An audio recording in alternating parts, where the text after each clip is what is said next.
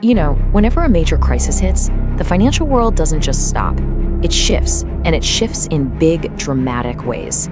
Big money doesn't just go into hiding, it goes looking for a safe place to land. But what if the very idea of a safe haven is changing right under our noses? Today, we're diving into a memo that maps out this exact shift, all triggered by a hypothetical war in March 2026. So let's follow the money and see where it's headed. Right off the bat, the memo doesn't pull any punches. It opens with this really stark assessment, framing the conflict not just as some distant political event, but as a fundamental shock to the entire global energy system. This isn't about headlines anymore. This is about the physical stuff that powers our entire world. And here's the number that makes it a global problem: 20%.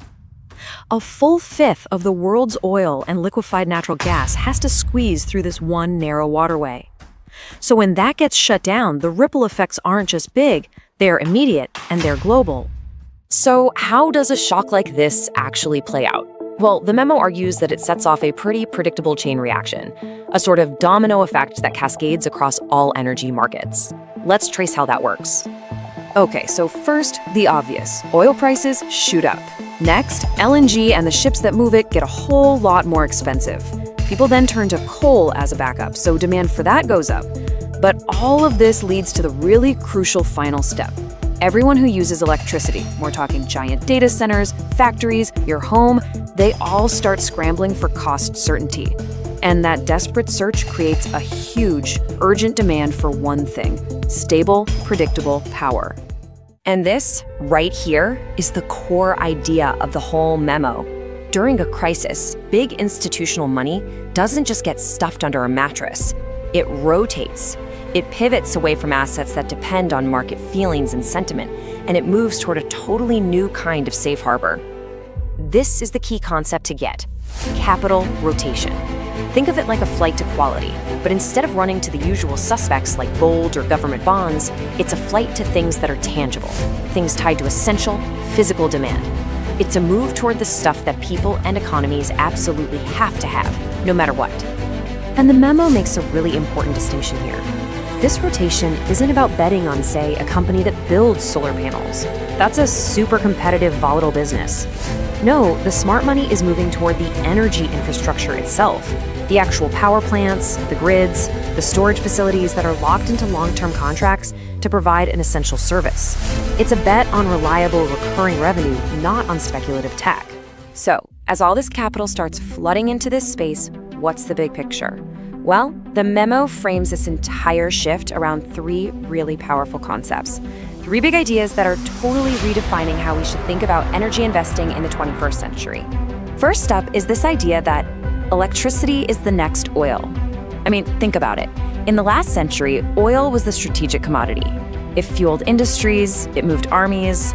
But today, what powers our modern economy? It's AI, it's data centers, it's automation. And all of that runs on one thing: electricity. That makes reliable power the new strategic bottleneck. Second, if electricity is the new oil, it follows that energy storage is the next strategic reserve. Countries used to hoard oil in strategic reserves to guarantee stability. Well, today, large-scale battery storage does the exact same thing for the electrical grid. It provides resilience, storing power for when it's needed most, and that gives its owners control over timing and scarcity. And this third idea, this is what ties it all together for the big money investors. Energy infrastructure is the new institutional bond market. For decades, big pension funds and institutions bought bonds for safe, steady, long-term returns. While now, they're looking at infrastructure, these physical assets with long-term contracts, to do the exact same job, but with a way better protection against inflation. They want yield that's tied to real essential systems. And look, this isn't just some abstract theory. The memo makes it crystal clear that this capital rotation is already underway, and it's happening at a massive scale. You can actually see the footprints of the world's biggest financial giants making these moves right now. I mean, just look at the numbers here. We're talking about trillions with a T of dollars in assets under management. These aren't just any investors, these are the biggest, most influential players on the entire planet. And they are all pouring huge amounts of capital into energy and power infrastructure. NECSA-I provides a timely, robust solution for the commercial and industrial sectors to buffer market volatility and optimize energy costs. Beyond savings, it represents a premier investment opportunity in the global energy transition.